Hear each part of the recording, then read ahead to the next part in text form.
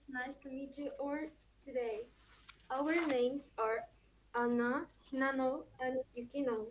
We are third grade students at Shoin Junior High School. This is my second time to join an online event with Shoko Girls High School and the first time for Anna and Yukino. Today, we are looking forward to talking to you about the following points.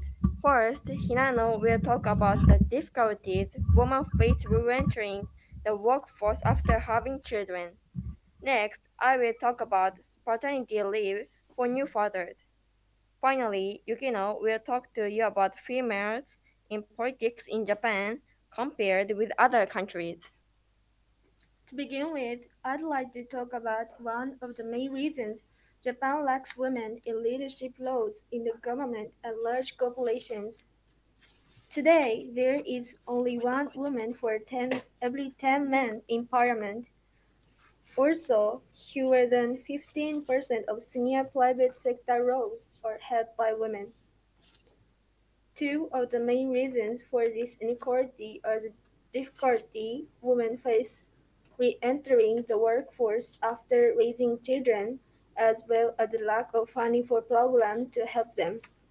For a long time, about 60% of women quit their jobs to raise children. However, Japan needs women in the workforce and especially in senior and important roles. It doesn't help that on average a woman's income is 40% lower than a man's. The problem is Japan's strict hiring and work culture. In Japan, many people keep the same job for life. If you leave a full-time job as a woman in Japan for a number of years, it is very difficult to regain the same position. Many companies will hire a young worker and expect them to stay with the company for a long time. Another issue is that the government spends a lot of money helping Japanese mayors in their 50s and 60s reskill, so they can stay in the workforce.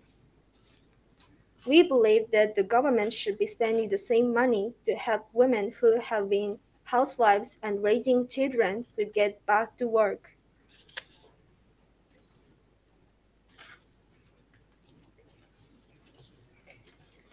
Next, I will talk about special paid leave from a job for new fathers. This is called paternity leave.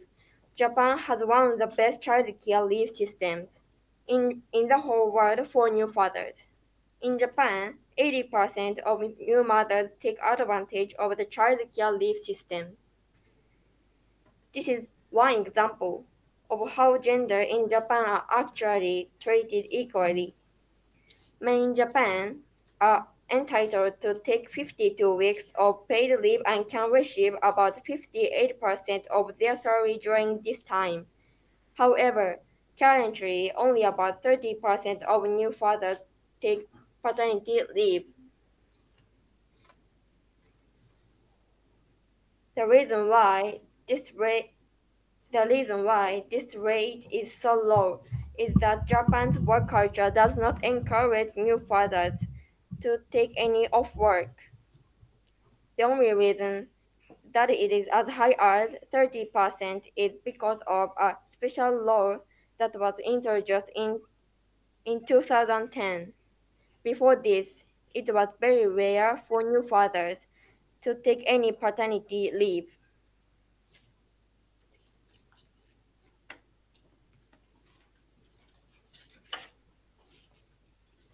Finally, I'd like to talk about female politicians in Japan. Traditionally, females have made up a very small percentage of representatives in the Japanese government. Please look at this graph. In particular, please pay attention to the blue line. This shows the percentage of elected members of the government in Japan over about the past 70 years.